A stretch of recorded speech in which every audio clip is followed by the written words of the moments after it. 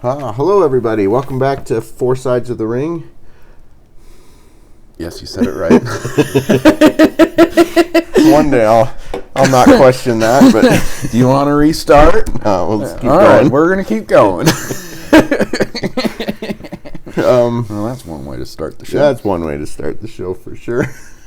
Anyway, tonight we're talking SmackDown and Raw, the last two shows. Even a little bit of NXT from there, too. And I think we talked about... I don't know. We did talk about last week, Julie... No? We didn't talk about Julie winning. Yeah, I guess... No, we didn't. We didn't talk about that last week. We might throw some of that in there, too. Maybe a little bit of NXT today, and a couple of good shows, of course. And oh, yeah. Always. A lot happening, too, on top of good shows. And we got started off last week with, bit of Cody Rhodes and Kevin Owens,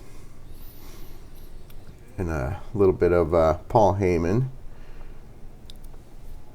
Starting off the show, talking. I do believe that's when Paul Heyman announced Roman Reigns' entry to the Royal. Yeah, entry into the Royal Rumble. He was talking to Cody, and then Kevin came out and was yelling at Cody, and Cody's just not having that anymore. Cody needs to decide what he's doing or not Cody, sorry, my apology. Kevin needs to decide what he's doing because he thinks he's in the right when he just did the same damn thing Cody did. Right. Only difference is he did it with the new bloodline, helped the new bloodline, but they're the ones that have viciously fucked him up the last... I apologize for the language, but the last year, they've tried killing him, basically. Right. They tried killing him. But no. Kevin's in the right. Kevin's in the right. But so we had Jacob and Tama Tonga come out, and Jimmy Uso came out and took care of them for a minute. And then we moved into... Well, we even saw, to interrupt, we saw LA Knight handle some shit in the background with them. And that came up later in the show, too, because behind this, or backstage, Jacob was running around shooting off his mouth, So, and if I'm right, we're seeing a much more vocal Jacob than we have been seeing, correct? Yes. I'll admit, I didn't watch SmackDown just because I didn't have the way to, other than what I saw on YouTube or highlights on Instagram. But I did see a much more vocal Jacob than just "I love you" solo, right? He was talking some crazy crap. That's the thing. I was actually talking about Jacob with Bryce the other day because we were talking about this match where, because I know Jacob has been criticized because every time they come up, he doesn't he's being criticized for not selling, like getting hit with a chair or someone else's moves or whatever. Right. He'll bounce back up and be fine, right? Right. And these are all in instances of him coming out as the werewolf, helping Solo, not in actual matches, you know what I'm saying? And in this match, when we, jumping a little ahead to the actual tag team match between Cody, Jimmy, Tama, and Jacob, Jacob was actually a lot more believable in his selling and a lot more vocal on the mic and everything. It was a lot. It went a lot against the criticism of what. Well, see, that's the funny thing. Not to interrupt, but that's the funny thing. That's why the rumor, at least, was that on why it took him so long to debut was because, from what rumor I heard, Solo wasn't in a place to have someone as vocal and as talented as Jacob Fatu come and be his number 2 like he was supposed to be. Yeah. They were afraid he was going to ultimately outshine Solo to begin with. Outshine, right. Which, honestly, it's I've watched a lot of, just with the comings of the rumor he was coming, I was watching a lot of the independent shows he was doing, a lot of the mic talk he was doing back then, and I'm not going to lie, straight fire. We've even seen Jey Uso steal a line or two from him, like dog walk your ass. Mm-hmm. That was Jacob, and Jacob. I think we're starting to see that Jacob that they were afraid to showcase because it was going to blind out Solo. But now they don't have to worry about it because, let's face it, in the last few months, Solo's really stepped forward and gotten a lot better too. Yeah, Solo's, well, that whole him with the Ulafala storyline has really stepped up his game. He's been a lot better. And so I think going forward, we'll probably see Jacob in more matches, just either, tag team or solo matches where he can shine a little bit better as opposed to just coming out and being an enforcer and beating people up and that sort of thing. Well, we also have to understand too is just because Solo lost, it doesn't stop the new bloodline. Yeah. And it's not necessarily right now we're not even sure what way Solo's going to go because we haven't seen him since the match. But Tama Tonga. Sorry to interrupt, but I do believe we see Solo tomorrow. Tomorrow's SmackDown. So. Well, hopefully, then we'll get an answer on which way he's going to go. Because right now it's all speculation. And personally, I think the story's going to continue, Ulufala or not. He is going to go up against Roman Reigns. He's not going to acknowledge him. He's just going to keep leading the new bloodline. But even if they go the other route, and Solo acknowledges Roman, Jacob and Tama, they're not. Because they're not technically a part of that bloodline. Yeah. They're a branch off of that bloodline, but they are their own, more or less, bloodline. Because Tama and Tongaloa, I don't even think, I can't remember who their dad was. Brain fart. Awesome. Anyway, I don't think he was actually part of the Aloha family. Aloe, however you say it, but their family. I know he teamed up with them, with the Roman's dad and everything. They were a big tag team in the past, but can't remember if they actually have a direct contact. But it does offer the opportunity for them to make their own form of bloodline to come after Roman and them, even if Solo doesn't side with them.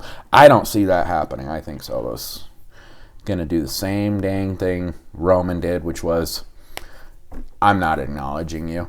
You stole it. There was so much interference during that Tribal Chief match. He's going to pull something out of his rear saying, you stole it. If so-and-so didn't interfere, I would have won. Yeah, that we're far from done with Solo and Roman fighting over that. So, but back to SmackDown.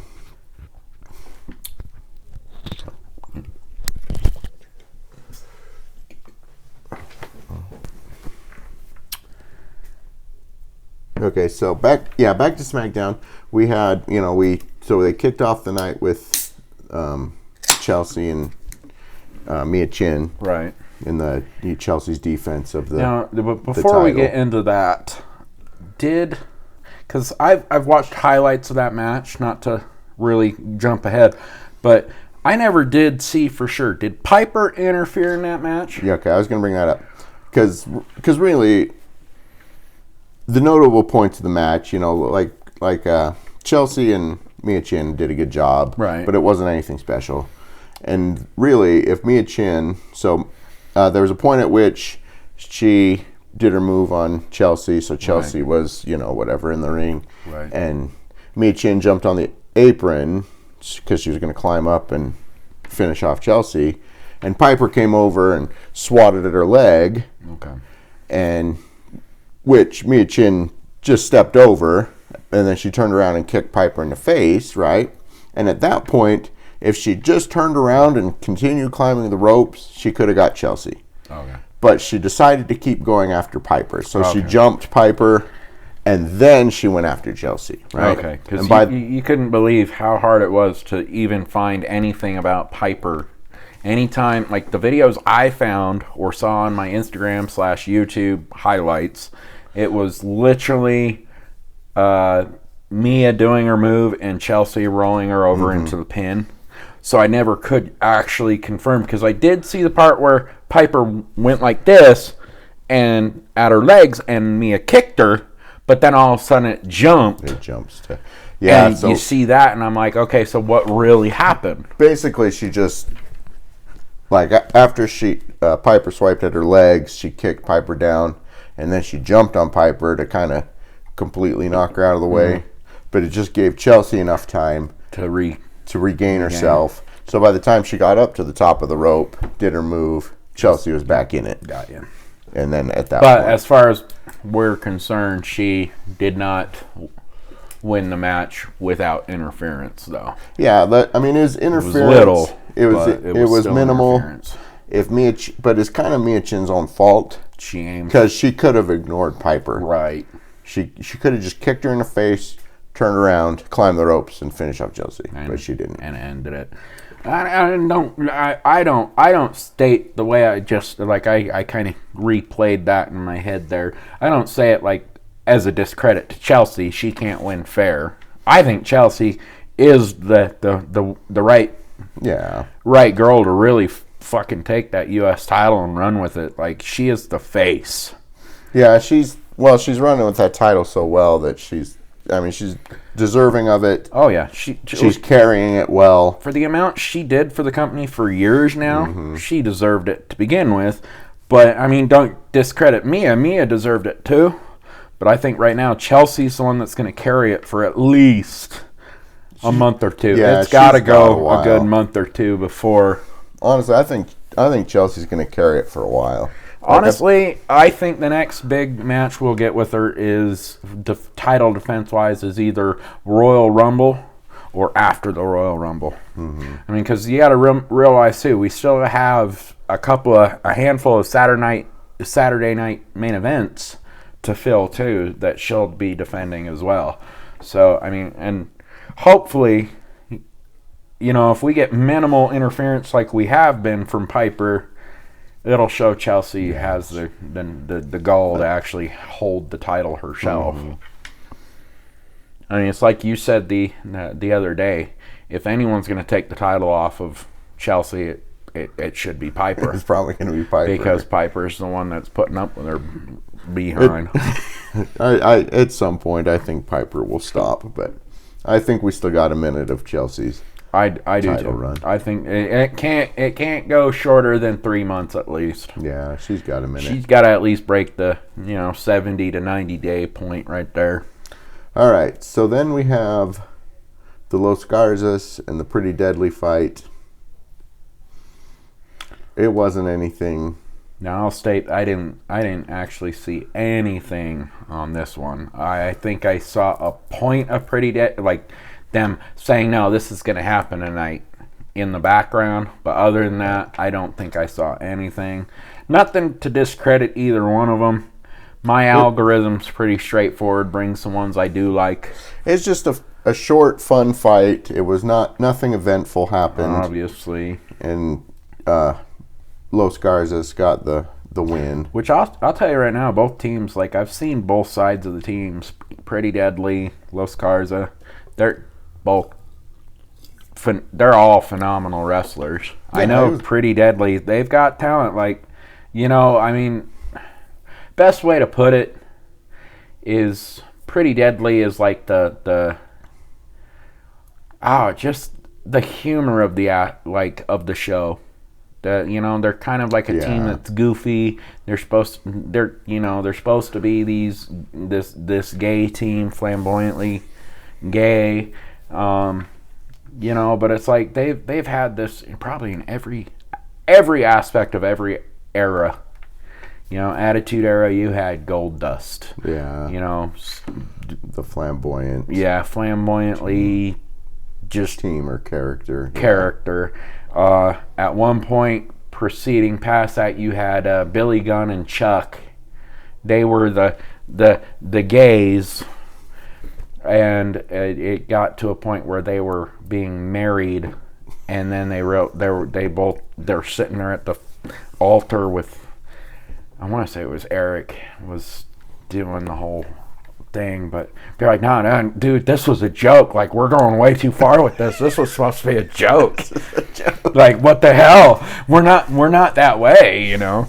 But pretty deadly. I mean, they're a comedic gold just on their own. Like right now, I think they're still carrying on about their musical they want to do, which is just hilarious because any diehard fan would sit there and think, how funny it would be if we got on to a Raw or a SmackDown and it was just a musical episode. Oh, goodness. It would be horrible, but it would be funny as heck. Yeah.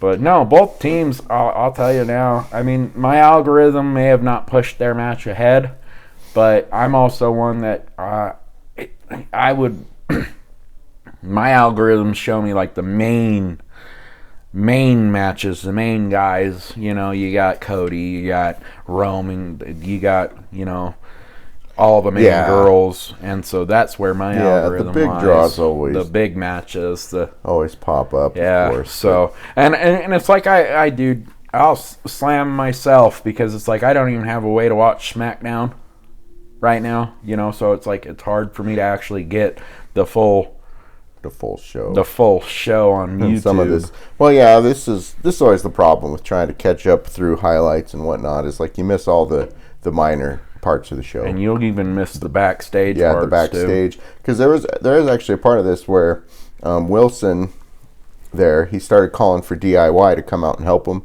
because they were getting beat, you know, and he starts yelling DIY or whatever, you know, come, and nothing happens. DIY doesn't come out, and they end up losing. But then there's a backstage part where they go and find DIY, and they're like, "What happened? You were supposed to come help us." And DIY, those two are like, "Really? Why?" You know, basically was there, "Oh, we didn't know," you know, sort of deal. So, you know, you miss all that backstage stuff, which is... See, and I'll tell you right now, like, on the topic we are, this is why it's like it's so great about Netflix, like Raw being on Netflix now, and me and Bryce were even saying this Monday. He came in, we had chatted, and he was leaving, and you know, like we always say, Monday nights when he's leaving, we'll talk Raw on Thursday. Okay, Raw on Thursday. Well, for almost, I think, the second time now, I can't remember if I said it the debut, but I want to say I said it this Monday.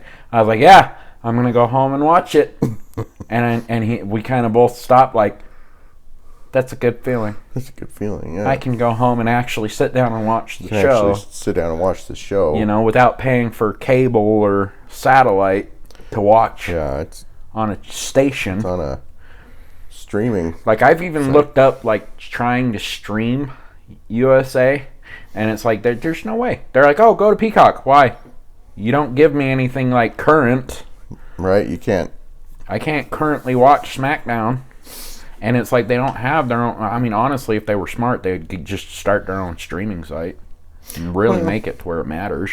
I mean, and I've said this several times, of course, especially with, like you said, Raw's come to Netflix. Outside of the United States, SmackDown and NXT have both come to Netflix. Right. It's just within the United States that... it hasn't. It hasn't, because of, you know, there's contractual obligations that are in place.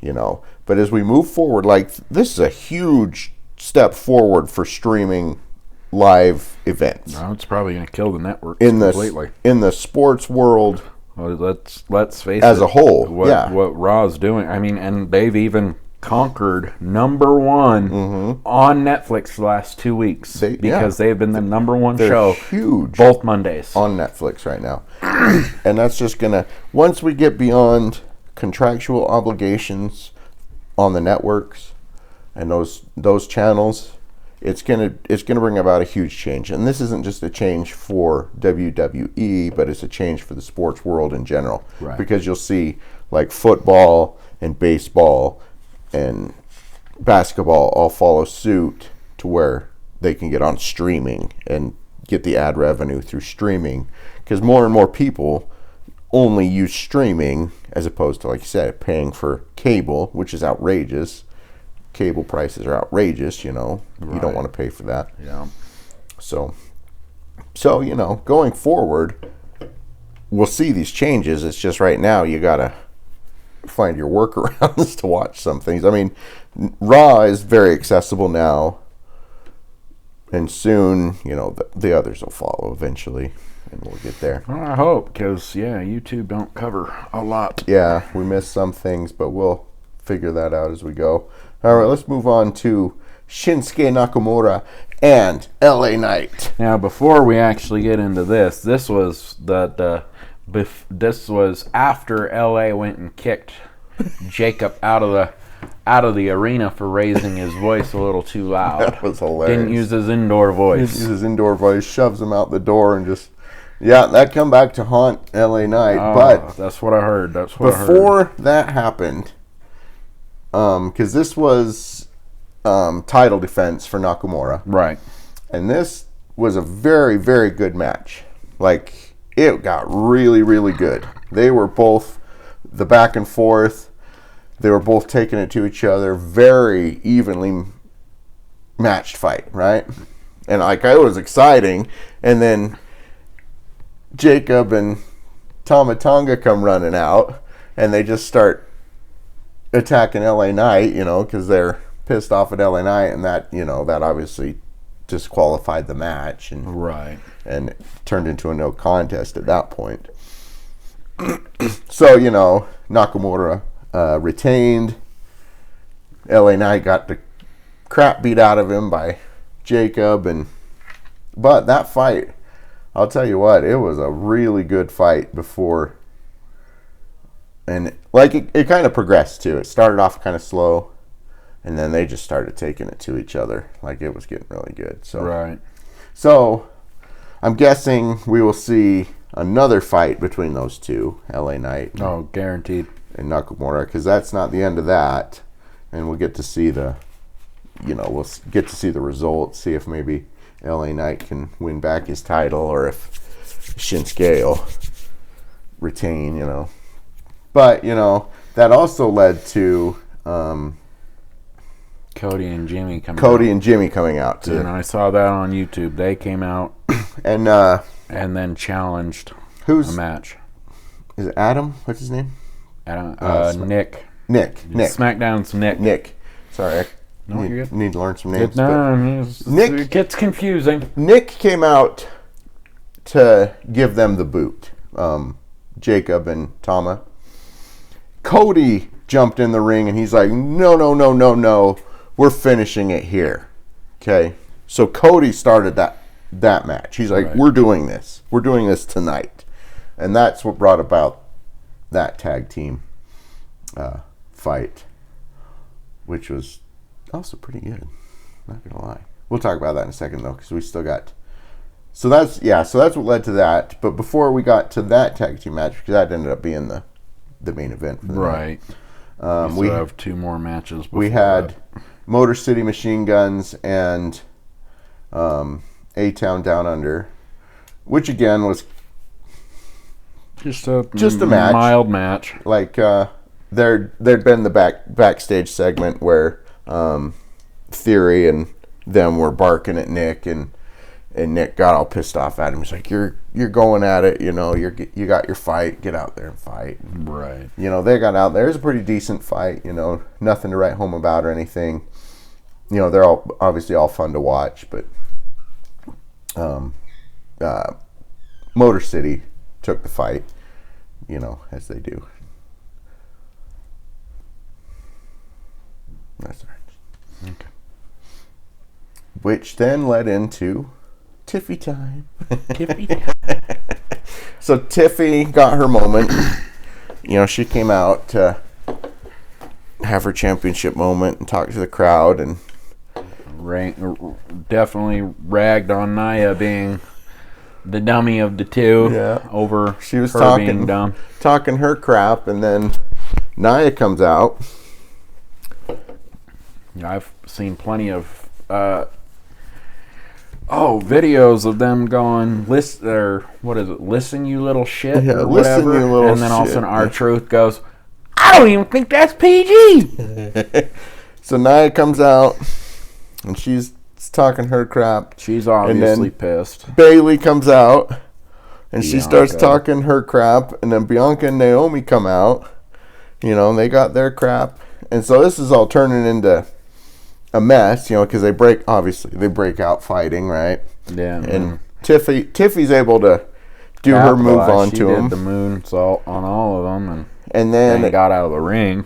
And then it turned into the four-way match for I'll tell you right now, and it shows confidence in how Tiffy's going to be, is when Nick was sitting there saying this is going to happen tonight. This is going to be a fatal four-way. This is going to call who's the number one contender. Tiffy wasn't sitting there like most girls would have been, oh my God, no, what are you doing? She was like, bring it. Let's play this game. So they got the four-way, the fatal four-way, which turned into a good match. Yeah, it was a really good match. You got four names that are deep, great entertainers. They kind of jumped Nia quite a bit, as everyone tends to do when they can go at her. She deserves it. She always does. I love watching Nia fight, though. She's come a long way, I'll state that. I know in the earlier years before she actually got let go, she was very well known to not be very safe, which made it very hard to want to watch her. Just because it's like, so many were getting hurt. It's like the Goldberg story. Goldberg was a very mean individual to get in the ring with. He was just, and it wasn't that he meant to hurt you. He just did. Yeah. And Nia was the same, but she is different now since she's been back. Like she changed just to the fact that, she got let go, and now all of a sudden she's got that second chance to be there.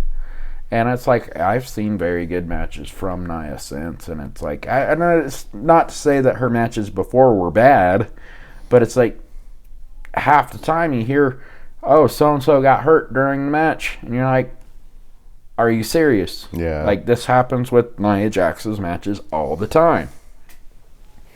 But no, I think she's talented, and obviously, she's obviously not there just because of her name.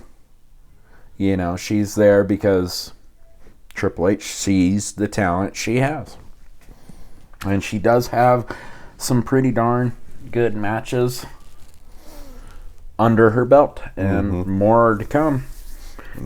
Well, yeah, Nia's, because there's happenings on Raw with Nia too. We'll get into in a little bit. We'll get into that in just a little bit. But that one, so Bayley took that one, which I'm not gonna lie. Like, I'm glad Bayley took it. Like, I like Bayley, big fan of hers. But I'm to the point too. Like, Naomi's been back for an amount of time to where it's like she should have something under her belt already that wasn't just handed to her. Right. And that's what I feel that the tag team titles, the title for the tag team championship was it was just handed to her. And it's like, honestly, I'm still sitting here waiting for that moment where Naomi gets that chance to show that, she's still champion material, and it's just not happening. So it makes me wonder what their real plans for Naomi are at this point, rather than just a tag team partner.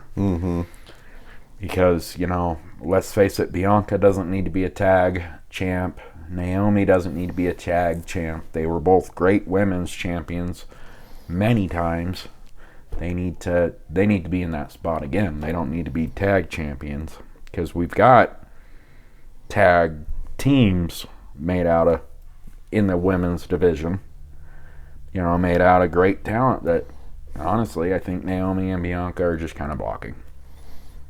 Like, I got it with Bianca and Jade, because Jade needed, not to say she wasn't talented or anything, like, don't take that, but she needed that extra little bit of help to kind of help smooth the rough edges of her situation, because AEW didn't really train her well. So, that's what Bianca did, and Jade got to that point. Yeah, she's doing fine on her own now. There's really no reason to keep Bianca tied down to a tag championship. And honestly, I don't think they need to be keeping Naomi tied down to one. That's my belief. And Bayley, she just had a reign. It got taken by Nia. And now she's got another chance again to go after it again. Yeah, I don't see Bayley winning, though, so. I don't either. And she didn't win the last time? Maybe two? Because she's fought Nia once or twice for that belt. Mm-hmm. So granted, now she ain't fighting Nia, but what's your choice? Mommy, who's going to beat your ass, or Tiffy, who's going to beat your ass? And Mommy ain't going to take a loss anymore. Well, we'll have to talk about Bayley and Mommy here in a second when we talk about Raw, because she eyeballed the belt. Yeah, I saw there was a little going on there. But well, let's keep going with SmackDown, because I can go in for that one for a minute. We'll cover that in a minute. We'll get on to Raw here shortly. So beyond Bayley taking the match, there wasn't a whole lot of eventful happenings in the match itself. And we do get that match in tomorrow's SmackDown. But let's not to interrupt that. Let's say this real quick. How great was it to see Tiffy hold that Tiffy title on her damn arm? I'm sorry, but I think it was perfect. I think we're all enjoying the Tiffy reign. I love it. I love it. She hasn't even been it for a week, but I love it. Yeah, well, 2 weeks now, but I love it because you know what? She's deserves it. She's killed it, and let's face it, right now she is fiery hot. And the fact that she was at the Raw debut with her title, so that at the end, when Rhea won her Mommy's championship back, you had them both posing with their titles together. And I was like, yep, that just solidified everything. That was perfect. I think the women's division is seeing a whole new side to their faces right now because, let alone, we've had multiple great championship just leads put into place in the last week.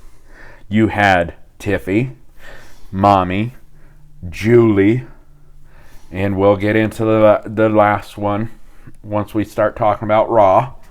But you had, and Julie's a big one. Mm-hmm. Let's face it. I think we've added quite a bit of respect to that matter because of the fact that, Julie was carrying her title, and AEW was like, yeah, you're losing it. It's going to go to Monet. Nah. So, but I am excited to see where Bayley can go with this. Obviously, she's very talented. Much love to Bayley. I don't need her fucking coming at me like she does Michael Cole. But no, I think Bayley is awesome. She's definitely a champ, but it's kind of like the same story we've had with Liv and Rhea. We keep getting the same person getting the chance. And you have 20 people who deserve that chance now. Yeah. So it kind of gets old quick to where it's like, okay, it's time for someone else to have a chance to go after the belt. So, we'll see where it goes. Not wrong at all, sir. All right. What is it now? Cody? So we've wrapped up the night with the tag team, the Cody, Jimmy, No Yeet, Tama, and Jacob. With the new bloodline. Well, it's funny when Cody and Jimmy were coming out, it was when Cody's music was going, and Cody hit they both got up on the corners of the rope, did it together, and they both hit the whoa. Well, that's the great thing about Jimmy. Jimmy is like, people don't see it. I've even heard a lot of people like I talk to, be it online or in person. They say like Jimmy is a follower. He kind of just copies. Yeah. But at the same time, I see Jimmy as just the comedic golden boy of the group. Like Jay, he's funny. Sammy, he's funny. Cody, he's funny. Roman has had his moments, but Jimmy is really just the comedic gold of the group. He will capitalize on anything and everything he can with whoever he's teaming with or whoever he's with going out there. I'm sorry, you've seen him in the live shows where he's literally gesturing no yeet for no damn reason other than the fact that was his slogan before he got hurt. Like, he doesn't mean to discredit his brother anymore like it was to begin with, but now he's like, no yeet, it's my thing, no yeet. You know, and now he goes out with Cody, and him and Cody both, this blew up for a week. They both did the whoa together. Like, Jimmy's they got a big gold. They got a big He's pop, gold. too. People just gotta see Jimmy, not for Jimmy and Jay, but for just Jimmy. Just like we see Jay as for just Jay now. Mm-hmm. We've got to give Jimmy that chance. Jimmy's going to get that chance, because this fight was a really good fight. Like I was saying before, you know, a lot about Jacob is I think it showcased Jacob as a wrestler apart from more of a talent than being show. Just the werewolf, you know. Like, he came out and like I said, he was selling, you know, the chair shots and everything a lot better. And I don't know if there was chair shots in that match, but he was selling moves alone. Is what I should say. Which makes for a better show, because there's been other wrestlers who just don't sell, or they do things that show that, they really weren't hurt, and it's just like, it kind of just takes away from the match. It takes away from the match. Like, I understand it as when he comes out as the werewolf. Like, I understand him getting hit by a chair and not going down or selling it or whatever, because he's coming out as an enforcer and he's coming out as the crazy person, you know. Well, see, that's the thing though. So there's no selling, and they're selling to a point of belief but taking it. So it's the best example, and this is something that got actually reminded to me today, because Jeff Hardy was on Chris Van Vliet talking just interview style. And Chris brought up the fact that Jeff gave the meanest, hardest chair shot in known history of wrestling to none other than the Beast, Brock Lesnar. And it wasn't the Brock Lesnar we all know now, where, you know, he just, I'm cool, I'm the big guy, don't want to really fight. This was when he first showed up, and he was the Beast. He annihilated you if you got in his way, period. And Jeff hit him with such a hard chair shot. I mean, it echoes through the entire arena. And let's put it out there too as a shout out. That arena went quiet at a perfect time, because it went snap, and it was just quiet right as it snapped. And you see Brock taking 3 steps back, dazed as fuck. And then all of a sudden they hit him again, and he goes flying out of the ring. That was a sell, no sell right there, because that was, first off, from the interview, Jeff stated that he heard from Paul Heyman that was the first time Brock ever took a chair shot, and Jeff hit him that hard in the head. So funny. It's great. It was honestly, it was what made.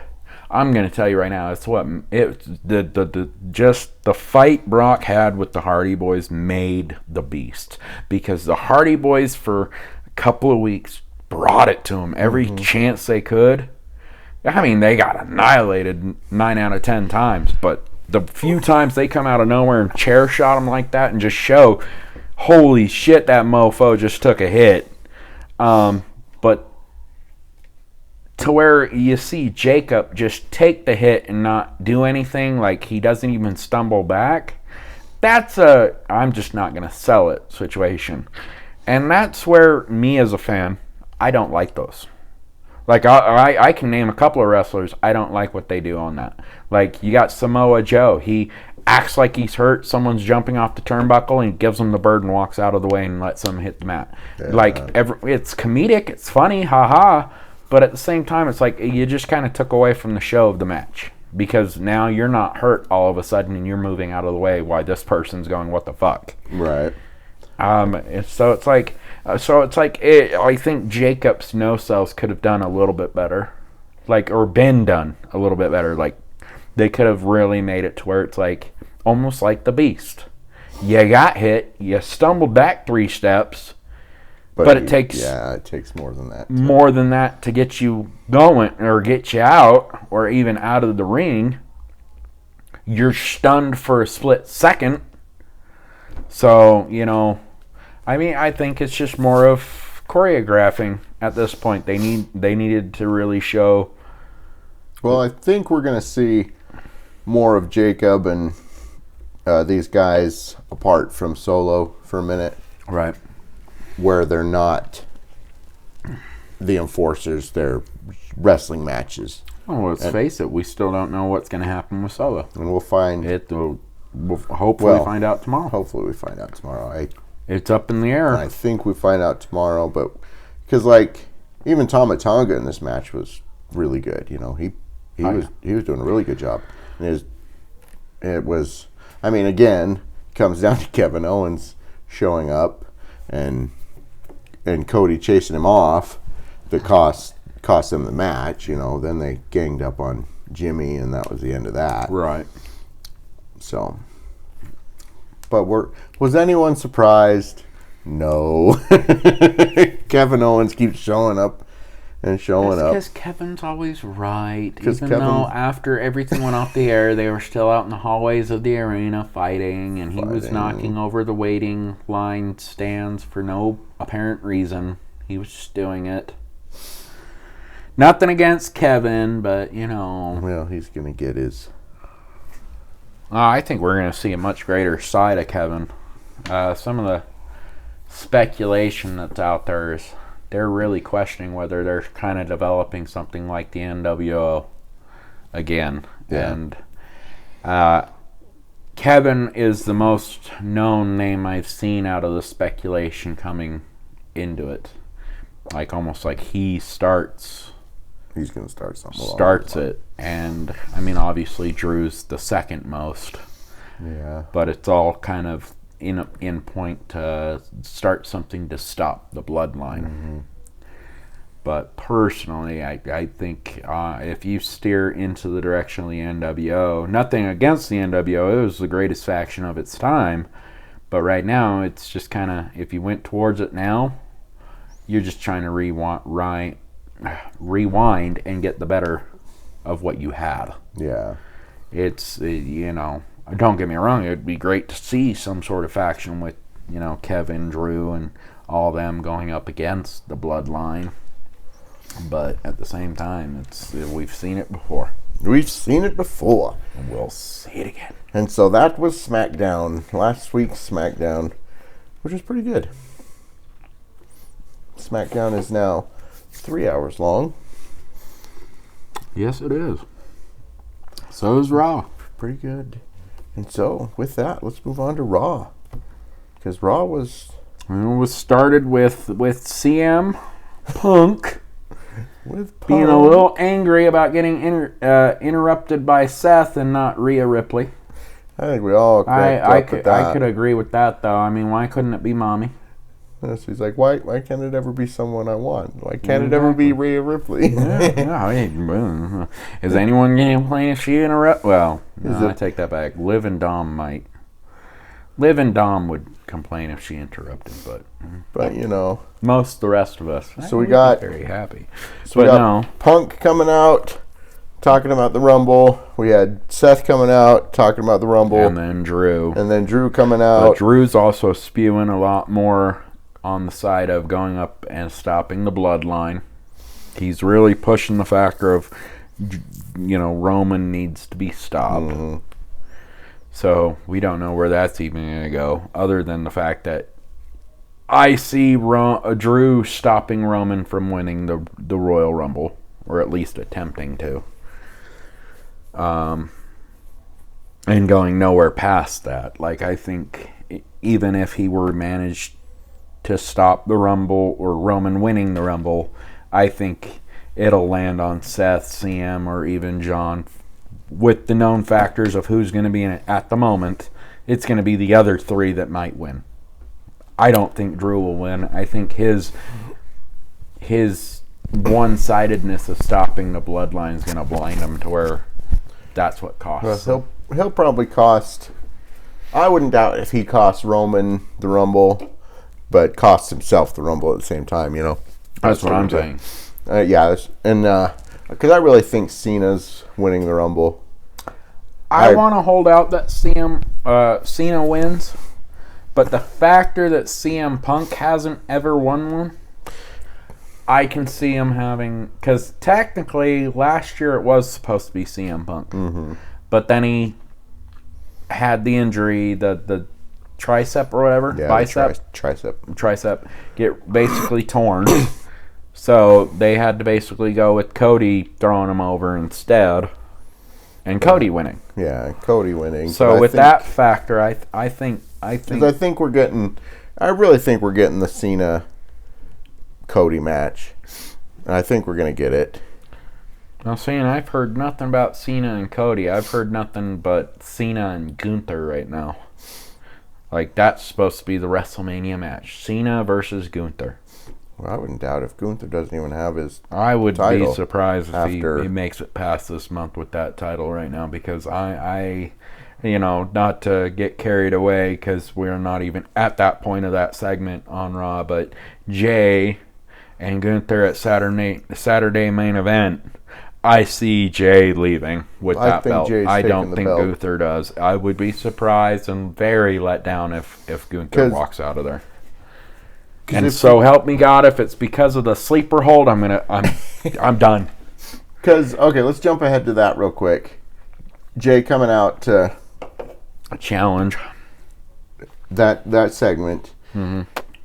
The pop for Jay is just so enormous. Oh, it's been that way since he carried on in the ring. Yeet shit.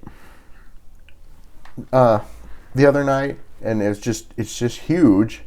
And then Gunther tried to downplay him and, get him feeling bad about himself and all that with the talk of, you're just a tag team and all that. Which backfired because Jay's like, here we go, Tag team, yes. This, yes. Am I going to stop? No. Yeah, Jay came back with a huge promo and just annihilated it. But that's all we ever see of the Gunther interaction promos. Mm-hmm. Gunther immediately tries to put you down and it gets completely annihilated. And then they go to the matches, and what does Gunther do? Get kicked in the butt all night long, and then he manages to grab the sleeper hold and win. Which honestly is bull. And I don't think we're going to get it this time. I think Jay walks away. Jay better fucking walk away title. With it. I will be pissed if that's how good Gunther wins. Needs a singles run. Yes, he does. Well, he's already had one, but he needs a major singles run. He needs, and let's call this one out. Michael screwed that one up, Mister. If he wins, it'll be his first singles run. No, he had the Intercontinental title. I don't think he had it for long, but he had it. So don't discredit that. But Michael definitely forgot. Well, in his defense, he was on SmackDown at the time. I don't think he was part of Raw when he won the Intercontinental title. But still, it better be Jay. I'm going to be disappointed if it's not Jay, because it's like you're saying, the Gunther thing is getting old. He's getting old. It's getting fed. You're getting fed up with it because it's the same thing over and over again. He loses microphone-wise each time, every promo. He is lost. And you really think about it, how exciting is his title run? Not at all. Not at all. Let's face it, we all wanted Damian to take the title back. This run. And how did Damian lose? He got choked the fuck out. We all wanted Seth to take it back. But I don't think he got choked, Who got choked out? Seth got... No, I can't remember. Anyway, it don't fucking matter. Like, every time Gunther's promos have been shit. They have been, and they are. And his opponents have been fire. And Jay showed that the other night, how much better someone else would be than Gunther at these promos. Exactly. He trashed Gunther. And look at the fact, though. Damian did the same thing when he was going after it last round. And what happened? He got choked. Did he get choked out, or did he get the he get the power bomb? I think Damian's lost to the chokeout the last couple of times No. I want to say the last time was it Cody who? Because I think that's how Damian kept losing, because he kept getting choked out. One of them kept getting choked out, but at the same time, I want to say his last one. And I want to say it was Damian. It didn't end by chokeout. It ended. No, okay, that's what it was. Finn interfered. Because they had that was the last one. Finn interfered. Gunther, because Damian kept getting out of the chokehold. Finn interfered. Gunther took Damian out with his finisher, and then pinned him. That's what happened. And that was because Damian focused on Finn more than he should have. Yeah, Cody was able to. Cody kept literally the choke out. Getting out of it. He rolled. That's how he got the crown jewel belt. He kept rolling out of it. But no, anyone before that, it was Gunther was getting spanked over the knee all night long, and then all of a sudden, I'm gonna just chokehold you. Chokehold. You're done. Bye-bye. End the match. Woo, see ya. Match is over. I win. I just whooped your ass for 45 minutes, and that's how you beat me? That's how we're ending this, yeah. So, let's just hope and pray Jay gets this if Jay don't, I'm going to be pissed. Open-handedly, right there, I'm going to be pissed. But I'll tell you right now, he needs to be the one to win, because he needs to be holding that title. He's the face of that title. It's just like Damian. Damian was the face of that title because he deserved it. He needed it. No discredit to Seth, but even Seth was just to carry it. Mm-hmm. Seth has had plenty of title reigns to where that belt is not his. Yeah. He was to carry it into the next phase. Drew won it. Got his WrestleMania moment and immediately lost it because he decided to go suck it to CM Punk. That was hilarious. That's still hilarious. Freaking true. But anywho. Right. But yeah, so on to... I don't know what was the next match. That would be the Chad Gable Penta match. Pentos. Chad Gable. That was a good match, actually. I'll state that. Definitely enjoying the fact that Chad Gable's coming out to "You Suck" like Kurt Angle did. That's great. But no, that was a big debut. Definitely happy to see that Penta is being shown better than he's been shown since AEW. I think this was a debut that really just hit. The fact that he had his family right there front row. You know, I think, honestly, I agree with, I believe it was Rey Mysterio saying, I agree, this is his new home. This is his home. I think he's talented. He's got the moves. That was one hell of a match with Chad Gable. Chad Gable definitely delivered, too, on his end. So it's going to be exciting to see where they go with Penta. Because that match was actually rather good. Well, it was extremely good. But, you know, that was going to be a wait and see to see as to direction. Because, you know, well, right now they're just focused on the debut. And his debut hit hard. It was really excellent match. You know, with the debut, you can see how important it was for him to get to WWE. His family was very emotional. He clearly, you could see it, was emotional. So he's worked a very long career to get here. And he showed it. He delivered on the match. The match was a great freaking match. And let's face it, Chad Gable, he delivers like he always does. Great match between both of them, honestly. Definitely can't wait to see what they do more with Penta. And honestly, I kind of want to see Chad Gable go more. I was also on Chad Gable's side of he should have been the one to end Gunther's reign. Clearly, they didn't do that, but, you know, let's face it. I think Chad brought it more to Gunther than even Sami Zayn ever did. Chad went against Gunther 3 different times and annihilated him. Beat him once by a count out. Mm-hmm. And, you know, sadly, you lose by count out. Apparently nowadays, you don't lose your title. Yeah, champion retains. I so love the rule changes, because that used to be a way you could actually you could take the win. Yeah, I can't take the win on a count out anymore. So, but definitely a good match. Can't take the title anyway. You can take the win.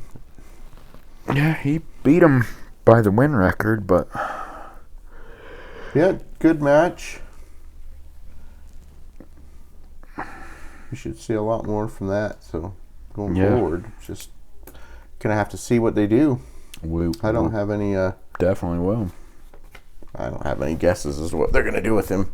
They can do plenty, and there's plenty of people who are here in WWE now that he's had past experiences with. You know, clearly it was the worst kept secret in the business. We knew Penta was coming for a while now. And let's face it, AEW was the big problem because they kept blocking him coming. Kept saying, no. Well, apparently AEW can't get out of their own way. So AEW don't know what the fuck they're doing. I don't care what you say. You go look at the way Tony Khan run things. And it's like he's not willing to listen to people who've done this shit for years. He's not willing to take advice. He's not willing to do shit. He thinks you're a 5-star name because you've been a name for a couple of years. Let's face it. I don't care how great Mercedes Monet, whatever the fuck she's calling herself now. I don't care how great you think she is. Back when she was Sasha Banks, yes, she was a good talent. But now she has this title clause, creative decisioning clause in her contract. And you're telling me, oh, no, I haven't used it, but yet somehow you're holding 5 titles now? All at once? But no. You haven't used the creative clause in your title. No, okay, you're just that good. No, you're full of crap. I'm sorry. I don't care how good you are or how good you think you are. When it comes to good storytelling, you're not going to have 5 titles on you and say, oh, I'm that good. No, you're not. No, you're not. And Tony Khan lets his wrestlers play this game. He lets the wrestler decide what they're going to do. And like everyone's sitting there calling out, oh, Saturday main event's going up against AEW in Texas. Well, guess what? Main event's going to fucking win. And if they don't, I would be fucking questioning counts there, because AEW's been on the downfall for a very long while now. I mean, I'm sorry, half the crap they're doing right now is just, it's so dumb. It's so retarded. Tony Storm, amnesia. I just barely got to AEW. This is such a, oh my god, we saw this 5 years ago. What the hell's going on? It's literally damn near, from what I understand, skit for skit. She is doing exactly what she did 5 years ago when she first arrived to AEW. It's retarded. Don't take my word for it. I haven't watched it nor looked it up because I don't care to. No. AEW's, it's frustrating because it's like you have talent, but yet you're failing to progress that talent. Personally, I think if you leave WWE, TNA, or any independent circuit to go to be at the AEW, you're literally just going for the paycheck. You're not going to get better. You're not. Look at Ricochet. Okay, I get it. You left WWE because you don't think they had anything for you, and maybe they didn't. But you are a dumb shit in AEW now. Like, I can't even take Ricochet seriously. His character is so fucking just dumb to me now.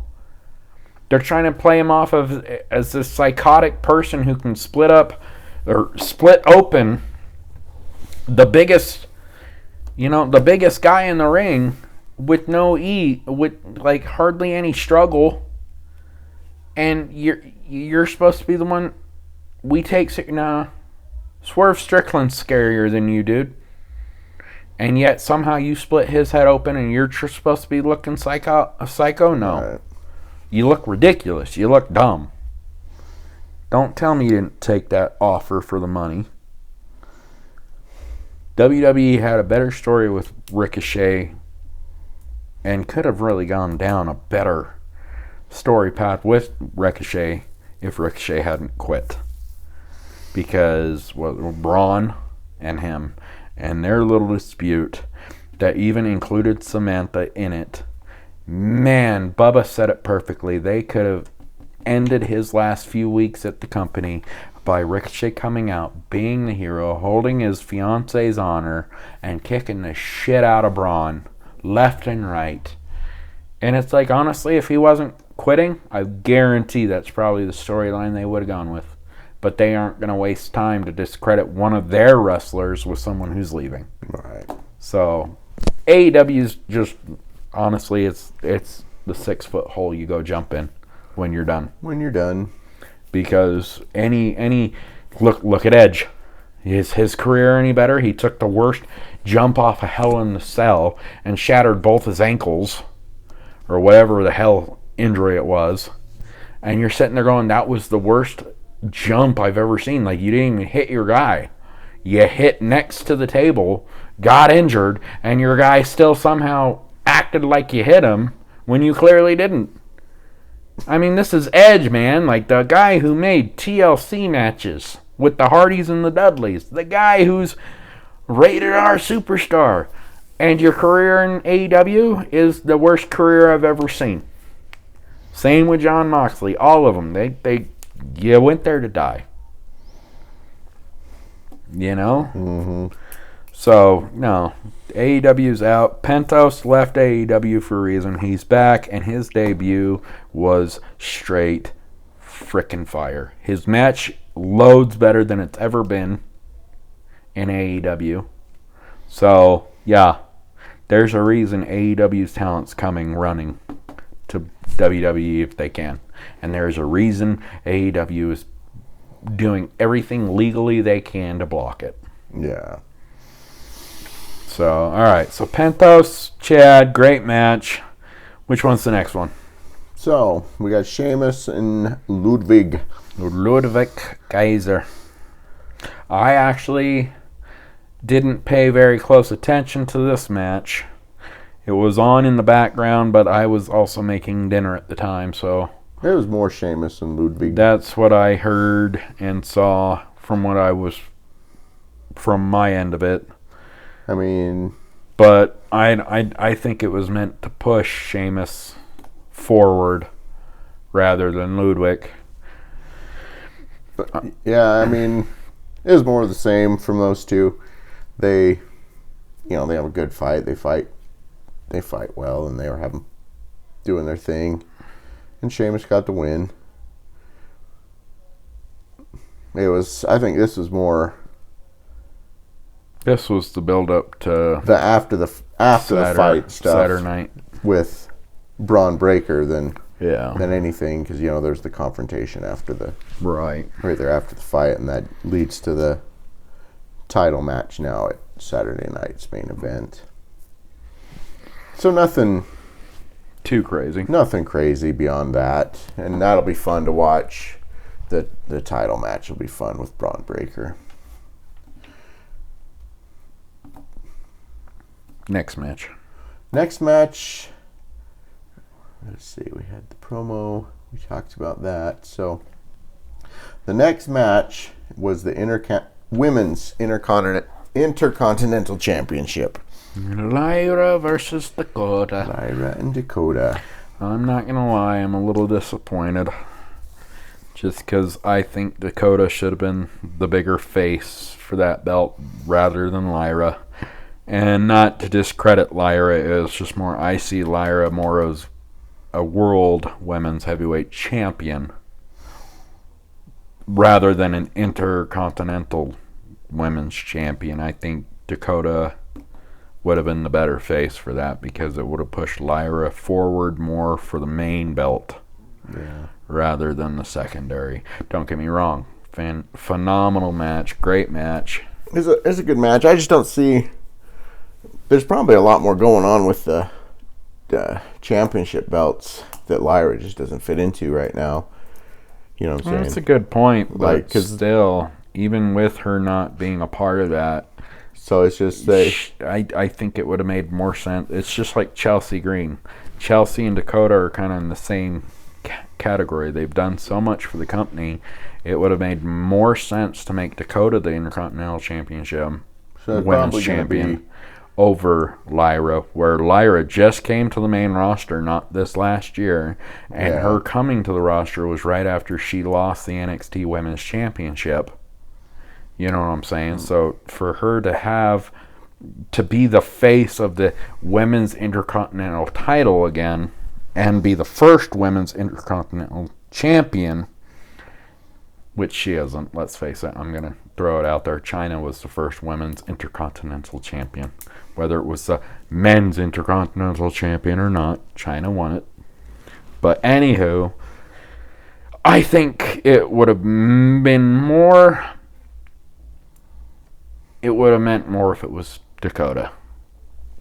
Not necessarily that Lyra doesn't deserve a championship or that she isn't talented or anything, but Dakota's just been through so much right now. I think it would have meant more if Dakota had it. And honestly, if you watch the crowd reaction, I think Dakota had the bigger pop in the beginning. Lyra really didn't have the pop in the beginning. And when she won, she didn't really have the pop by the crowd at winning it. And I think it's because the crowd had the same thought process. Dakota deserved it more. Lyra really didn't need that title to push her forward where she's at. She's already 10 feet up in front of Dakota. Yeah. So that belt given to Dakota would have just boosted Dakota halfway. So she would have been 5 feet in front of Dakota rather than 10. But Dakota would have gone, a right or a left turn rather than keep going straight with Lyra. She would have had her own route. Where now Lyra, 10 feet ahead, is now taking that left or right with her own route. And now Dakota's going to keep going, catch up to Lyra, and take the damn belt. Take the belt, yeah. Well, and so to me, it didn't make sense to give it to Lyra. Lyra was already at that base factor. You could have thrown her in the mix with Nia and Bayley on Monday, and it would have made sense. Because Lyra could have really played the Carmelo Hayes phase. I'm better than you. I'm the first draft. Yeah. All that crap. Lyra could have done the same damn thing. Like, that's where she's at. And let's face it, the women's division is not as big as the men's division. So, her being at the level of Tiffy that's a great point right there. Tiffy hasn't had another title since NXT till now. Yeah. She got the women's championship belt, the big one of the big ones. So to me, giving it to Lyra, it didn't make sense. It didn't give it as much importance. Like, they try playing it like it does, but it's like, go listen to the crowd pop. It doesn't. And the fact that the crowd popped at the end, it was when Dakota grabbed Lyra and fucking hugged her saying congratulations. That's when the crowd really pops, because you see that side of Dakota where she's respectfully admitting, I lost. You beat me. But no, I think Dakota would have made it mean more. I think Lyra is going to do great as a champion, don't get me wrong. And it was a phenomenal match. Like, god damn, let's suplex someone right off the fucking ring. Let's do that. Yeah, that's a great way to fucking go into a match. But no, like, Do I think she'd make a bad champ? No. I just don't think she needed that second card title compared to being close to the main Yeah, makes sense. aspect. Because now Dakota's already seen, you've already seen Dakota can go through a tournament chain to get to the end. So if Dakota goes and says, hey, I'm entering the Women's Royal Rumble, well, she's already beat half that women's division just to get to where she was for the Intercontinental title. What's stopping her from beating them again, not having to pin them, but throw them over the rope? You know, as CM Punk stated to Seth, you copped out because you can't pin me, so you're going to take the easy route and throw me over the rope. So now you're putting a woman who's already gone through half the division, pinning them wise, and stopping 3 others from stopping her, or 2 others from stopping her from pinning the one. Now she's going to go to the Royal Rumble, and she's one of those ones that, yeah, I can fucking come kick your ass now, because I already kicked your ass so long ago. So now, and as far as I'm concerned, with Lyra having that belt around her waist, I don't think she can go into the Royal Rumble now. I don't believe she can. Same with Chelsea. I don't believe she can either. I'm not fully sure on that one, but I would state that since you have a belt, you cannot go into it. No, I think the tag titles are different, though. So I think tag teams can get into it, but singles champions can't, because I think so. I think it's kind of like the same concept as the Money in the Bank. Royal Rumble people can... Well, no, I can't remember who they can choose, but I want to... It's like Money in the Bank. You can choose whatever champion you want to go after. Yeah. But I don't... Royal Rumble might just be world titles, period. But either way, your said other champions are going to be in their own matches come Royal Rumble anyway. That's the problem, is they have their own matches. So. Yeah, so they're not going to be part of it. Probably part of the Rumble now. So, well, good match though. Great match. That's how I feel. I don't think it should have been Lyra. All right. Well, then we're moving on. We had Sami Zayn and The Miz. Yeah, we all knew how that one was going to end. We all knew how that was going to go, and it went that way. Yeah. And Karrion Kross had a good smile at the end, like, oh, yeah, we knew you were going to lose. Right? I don't think that wasn't anything too surprising. And that's sad, because, honestly, Miz is a phenomenal superstar. Yeah. And he has done a lot for this company, even if people don't want to look at it. It's just like what Dolph Ziggler put it. Look at the win-lose ratio between superstars and really go recall their losses. And is it they're making it to where you look better by winning? Miz has done that most of his career. Any loss he's had, if you really look, he's been pushing people forward to be better. And don't get me wrong, Miz is probably one of the greatest heels we've ever had. He has taken the heel position and kept it for several eras now. So, but I mean, sadly, we knew he was going to lose. It was just a match. Wasn't too terrible. Well, it wasn't story driven, at least right now. The only part of that point of that was the Wyatt Six has been moved to SmackDown, and we don't know for sure why. I don't know if we're even going to know why, really. Probably not for a minute. I guess we'll see tomorrow if anything exciting happens, but we'll see. All right. So after that, we had your favorite come out. Rhea Ripley had her promo. Is this after Dom made an ass out of himself with Liv? I don't think she's really mad at me. I don't think she's mad. You need to learn, man. You need to learn. You should go get her love. Yeah. Should go out. Yeah, that's after that. Mommy. So Mommy comes out. Mommy's back on top. You can't hate it. You can't hate it at all.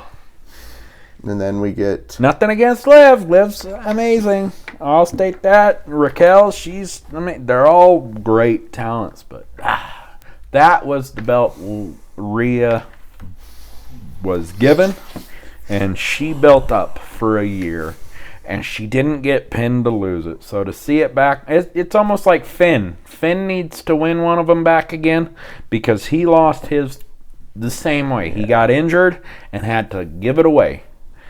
And it's like he's never held a title like that again since. So it's just like Finn Balor. To see him get one of those championships would be great. So right now, at least, we can go down the path that Rhea's going to go towards WrestleMania and lose it the right way, or keep holding it until that right way finally appears. Well, I don't think Rhea's losing the belt anytime soon. She's going to hold it beyond. Not between Nia and Bayley. Hell no. No, but whatever happens, she's holding the belt for a while. There's no reason for her to lose it. But yeah, Nia came out, and we've got the... Well, the question is she actually transferred to Raw, or is she still a part of SmackDown? Because she didn't even confirm. She just said she was there talking to them about it. So right now, and personally, it wouldn't make sense for her to come to Raw. Because right now, you got one hell of a feud that can be built between Nia and Tiffany, because Tiffany backstabbed Nia and made her look like an idiot. And for her to immediately jump ship to go to the next show makes her seem like, Tiffany was right. Yeah, so at this maybe point, that's what they're going with, I don't think so. I just think because as far as we all understand, the draft is not important at the moment. They're not favoring borderlines right now. So I think right now they're just kind of focusing on what the outcome of the Royal Rumble can be. Right now, Bayley is the number one contender for Tiffany. So even with the fact that Bayley was eyeballing that damn title after their little interaction with Nia, she's still having to focus on the fact that Tiffany is her match. And we damn well know where that's going to lead tomorrow, because it's happening tomorrow, right? Mm-hmm. Nia's going to be there. Screw Bayley out of it. Which means Nia's still there. Yeah, and they're just creating a bigger story on the outcome of whoever wins the Royal Rumble, because whoever wins the Royal Rumble has the decision between either one. And whoever's runner-up gets the other one. And let's face it, that's a story built right there. Is you got Nia not focusing on just one, but both. Because she thinks she's going to go into the Royal Rumble and win. And let's face it, the fact that Bayley wouldn't even touch Rhea's belt the whole damn time, she babied it. It's almost like Bayley knows if she goes against Rhea, Rhea's going to kick her ass. So she's being respectful even though she wants that belt. And let's face it, I think it would mean more if Bayley were to take the belt from Tiffany rather than Rhea, but because Tiffany's got the belt that Bayley's always carried. But for now, I think we're just building towards the Royal Rumble. I think Nia's going to be there to stop Bayley tomorrow. I think it's just eyeballing to the factor of whoever can win the Royal Rumble. That's where the drama's coming from now, because the Royal Rumble outcome's going to be against whoever they choose. And I think, honestly, they're just marking their territory at this point, showing face to each champ. So we'll definitely see it. I mean, I don't see a Rhea losing to either one of them. Rhea's conquered. She's never been pinned. Liv didn't even pin her. Liv hurt her. So, right there, no one's pinned Rhea for that belt. So we all knew where it was going to end, whether you wanted it to end that way or not, Justin. I apologize. I'm sorry that your favorite lost. Okay, I always knew Liv was going to lose that belt to Rhea. Okay, I've come to grips with that. My issue was that I didn't think it was going to happen so soon. I wasn't able to be ready for it. I was like, hold on. hold on, you know. Whoa, my heart, it hurts. It hurts now. But no, like, that's the factor. And it's like, did Liv deserve to lose it? No. Liv did phenomenal as champ, but we all knew where it was going to end because of the fact that Rhea did not get pinned for it at all. So we knew where that one... It was just like the makeshift match, Liv versus Becky. Yeah. For it. Why was Becky there? Becky obviously got her ass whooped by Rhea. Got thrown into the frickin' turnbuckle with the special, then slammed to the ground. Why was Becky even a part of that match? It should have been Liv versus someone else after a tournament rally. Right. To conclude who would be in it. Becky was just the main top. Yeah. I mean, that's where a lot of people are having a hard time with her even coming back. Is she going to take the spotlight from people that deserved it and earned it? Not saying Becky hasn't earned it. She's been around for a very long time, but at this point, she doesn't deserve it anymore. It's just like John Cena coming in. Is like with the popularity that Liv carried across that title run and the popularity that Rhea carries, just being Rhea, those two are going to be pushed for quite a bit longer. Oh, yeah.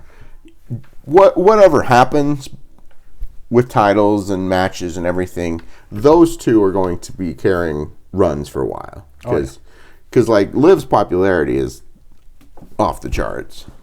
Rhea's popularity is off the charts. So no matter who's coming back or what happens, we're going to see a lot of those too. Oh, God, yeah. and deservingly too. And it's just... And it's going to be fun to watch. Like, I think at some point Liv will get a rematch for that title. If Liv doesn't win the Royal Rumble, if it's no one else, it's got to be Liv. If Liv doesn't win it, right now I can't even guess to who would win it. But right now, what would make the biggest sense is Liv and Rhea at WrestleMania in a major, maybe first-time women's main event. Either night 1 or night 2, women's main event. Yeah. And I don't think that's even been done. Like, I don't think the women have ever held the main... Well, did they at 41? What was the main event of night 1? It wasn't night 1 the tag team? It was. It was The Rock. Yeah, okay, so yeah, they didn't even hold the main event. Yeah. So it's like if they were to come in and do a women's main event... night 1 or night 2, main event, boom, it'd be huge. And if it wasn't Rhea and Liv, I don't know who it could be.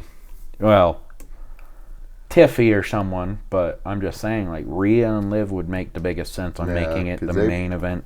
They got a lot of heat, and let's face it, Dom did not help with that at all. I don't think she's mad at me.